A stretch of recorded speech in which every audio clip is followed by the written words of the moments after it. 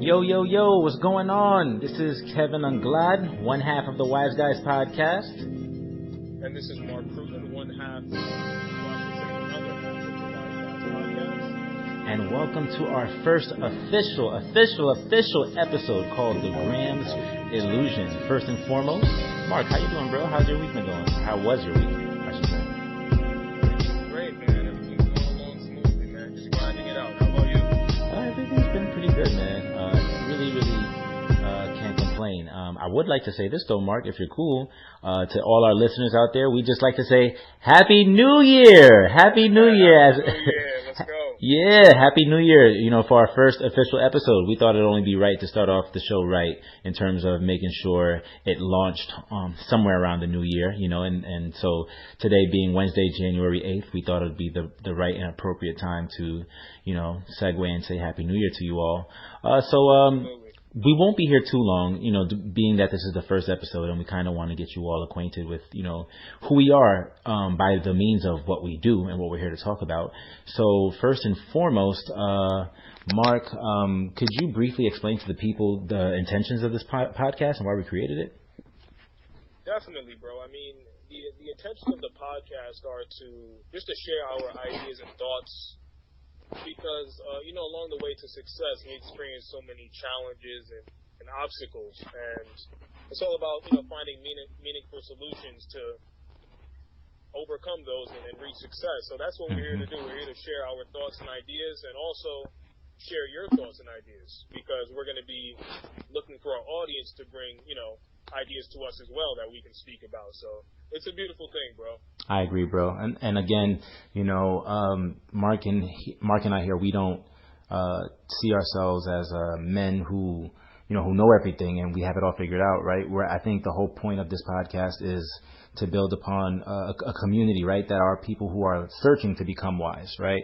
So our mantra for this show is wisdom to help you change your heart, mind, and future. And when I say you, I don't just mean you as in you, the people. I mean us too. You know, we want to make sure that we all here are, you know, 10 toes in and 10 fingers in on the path to pushing all the roadblocks out of the way to ensure that we find success while on this journey. And yeah, so today's first episode focuses on social media and the Graham's Illusion. You know, every year, Mark, people usually say, you know, new year, new me. This is my New Year's resolution. You know, maybe this year I want to go to the gym and I want to lose 50 pounds. Maybe this year I want to, you know, go back to school and earn a degree. Or maybe this year, you know, I want to make amends, you know, with my family members. I want to patch up relationships. Or maybe this year I want to get married or something like that, right? People always have like this new year, new me thing. They have like this New Year's resolution. But I wanted to make sure everyone started off on the right footing, Mark, and I wanted to talk about nothing else than what we already know. Social media, man. Twitter, Facebook, and especially our favorite, The Graham. So this episode is titled The Graham's Illusion because it almost feels as if social media in itself, you know, the way we look at it, the way we see people living their lives, it almost seems as if it is an illusion, right? Absolutely, bro. Definitely. I mean, when it comes to social media, we tend to just put up the highlights and not the lowlights. Mm-hmm. So, you know, it's kind of one-sided in a sense. Right. What do you think?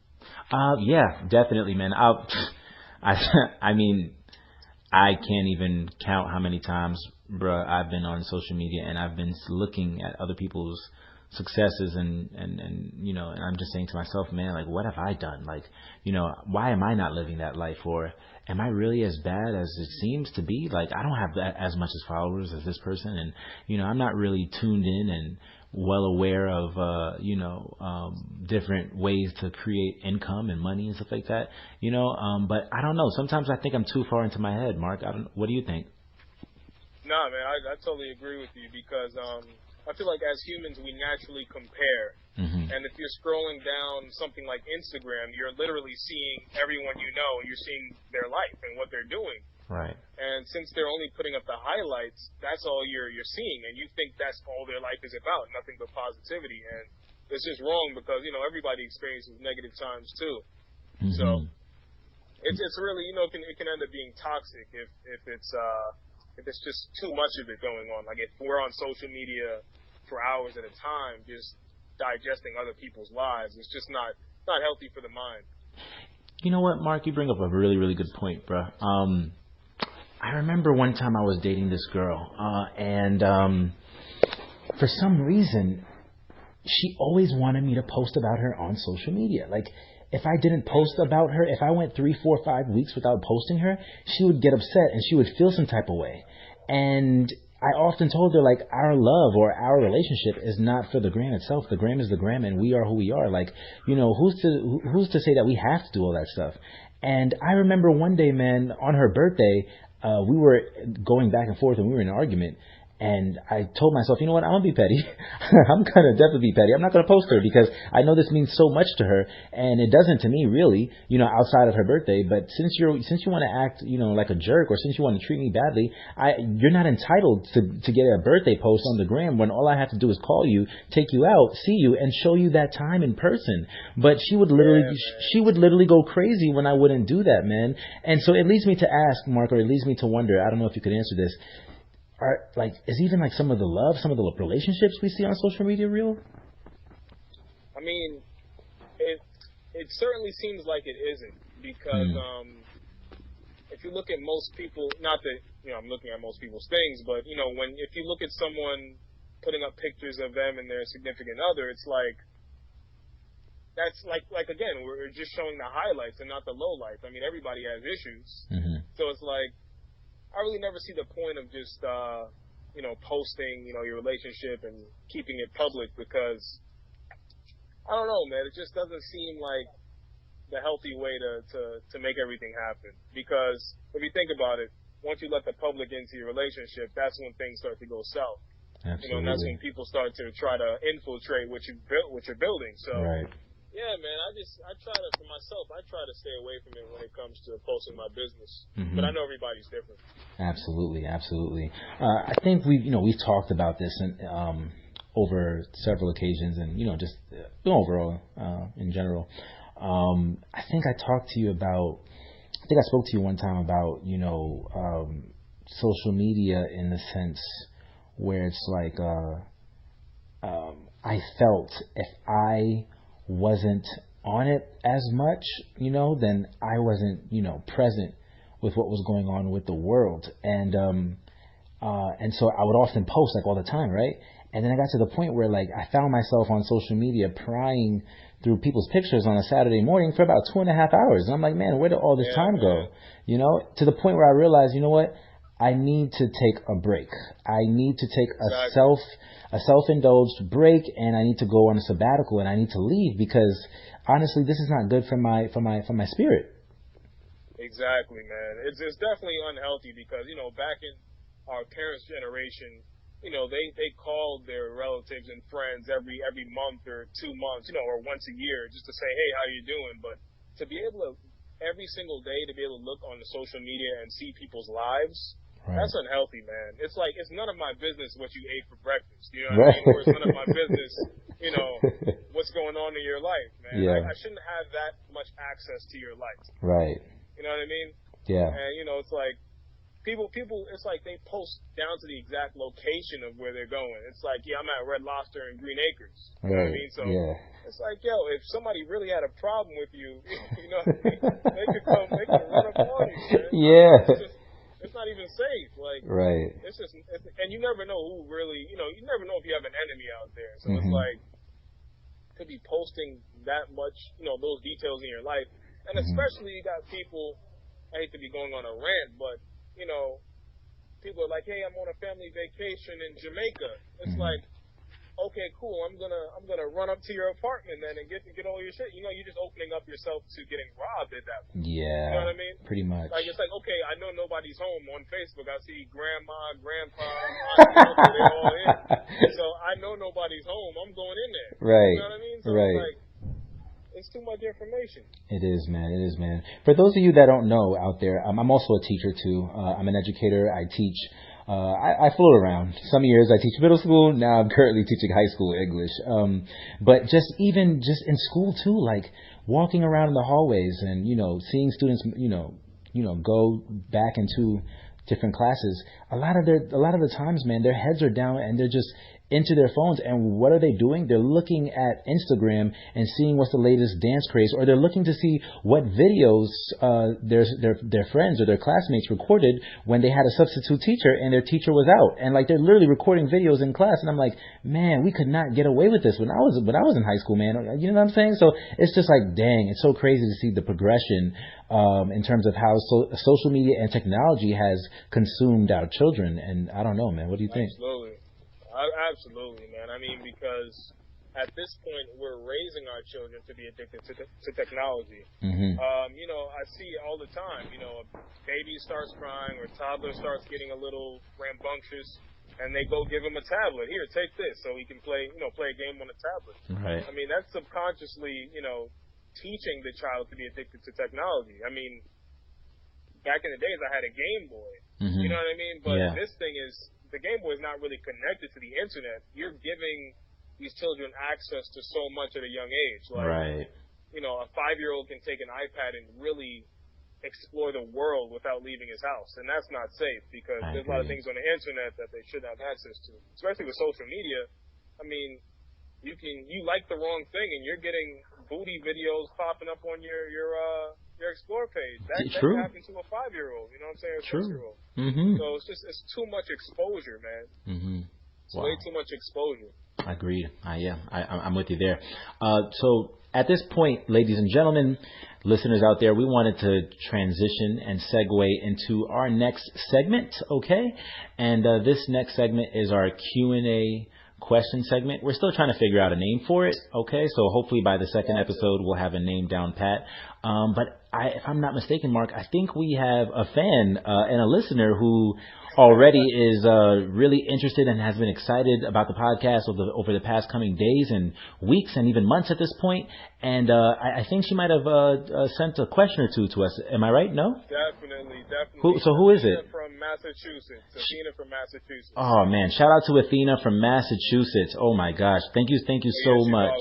For sure. Thank you so much for sending us your questions. So what do we got from Athena? Actually, yeah, she had a question for me and also a question for you. So oh, excellent. I guess we'll go ahead and fire away. Sure. So, this one's for you, Kev. Okay.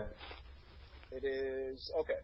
So when you come from a background that values excellence, mm-hmm. how do you ensure that you're picking your own path and living for yourself and not your family? Wow. That's a good one. That's a good one, man. That's a really good one. All right. So, first and foremost, just to get this out the way, for those of you who are tuning in or haven't gotten a chance to explore our page or anything of the sort, I come from a Haitian American background, and sac passe, shout out to all my Haitians out there. If you're tuning in on this very first episode, any person from a Caribbean or a West Indian or an African background, you know how much our parents value. And when I say value education. From day one, all you hear them telling you is go to school, get your bachelor's, get your master's, and then get your doctorate, and then you'll never have to struggle again, and you'll live a great, comfortable life. And your parents are always giving you this spiel in terms of they sacrifice so much to leave their home countries to come over here in America, the land of the opportunity, and to give us everything that they've never had. And although I do believe that to be in good intentions, it's absolutely not true. So to answer your question, Athena, I think you have to do what's best for you in a sense that you know how to navigate. I'm speaking for myself, right? I know how to navigate this country to the best of my ability. I don't know everything because I'm first generation American, but I know that there's things, right, Mark, that I've experienced that I know for sure my parents have never experienced in this country. Like they have never experienced going to college because they never were college students. They've never experienced roadblocks and different challenges that stem from systematic racism and oppression that stops us from growing and evolving. You know what I'm saying? Right. And so I just have to say, to be honest, I think, to be honest, I went to school, I graduated, I did everything I had to do because I just wanted to shut my parents up. But to be honest with you, my mom and my dad, they never, ran a publishing company or tried to start up a podcast or tried to publish books or whatnot. So even though, my mom is so happy to see that I have all these endeavors, going on. One, I'm still struggling. I'm not really, profiting as much as I'd like to from them. And two, I got all these degrees, but guess what? I'm still in debt and I'm still struggling and I'm not where I want to be in my life. And I graduated from college 6 years ago. So to sum it all up, I hope I'm not rambling, but Athena, to sum it all up, I think when you are oppressed by your family that comes from that, you have a family that has an excellence mindset or an excellence mentality for you, you need to be sure that you know what you want for yourself and you have to go out there and achieve it. At the end of the day, your parents can't hold your hand when you're 24, 25, 30, 32 and walk in your shoes and achieve and accomplish what you want to accomplish. Because if that was the case, guess what? They would have done it already. So yeah, that's my response. And Mark, if I'm not mistaken, she also had a question for you too, so I'd like to read that to you if that's okay. Oh yeah, for sure, bro. For sure. So Athena's question to Mark was, let's see. Men and women always talk about a hustle, but stay financially illiterate.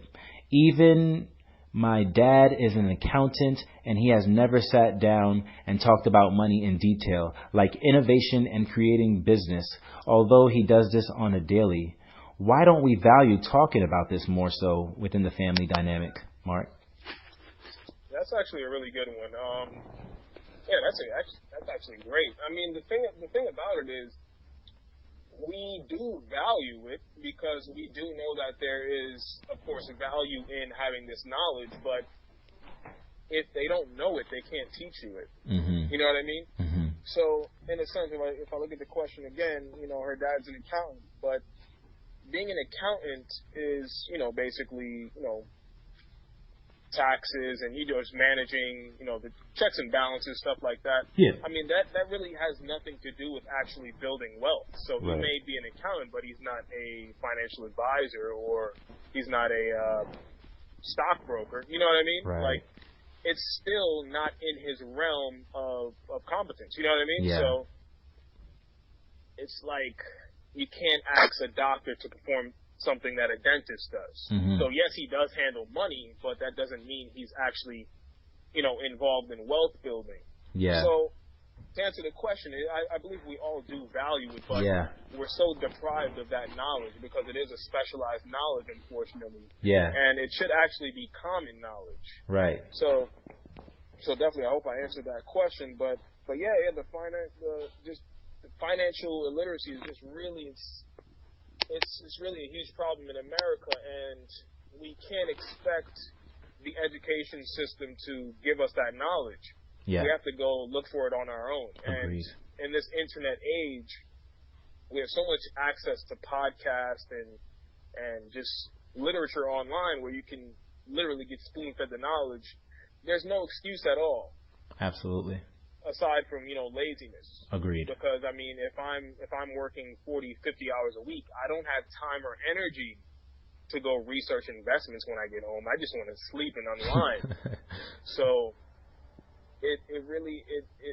we just have to be intentional. We have to actually attack the knowledge. We have to ask questions. We have to be hungry for it. Right. Because if you're not hungry, no one's going to give it to you. Absolutely. And that's what I believe. For sure. Well, Athena, we'd love to thank you so much for those questions. I thought they were excellent. What do you think, Mark?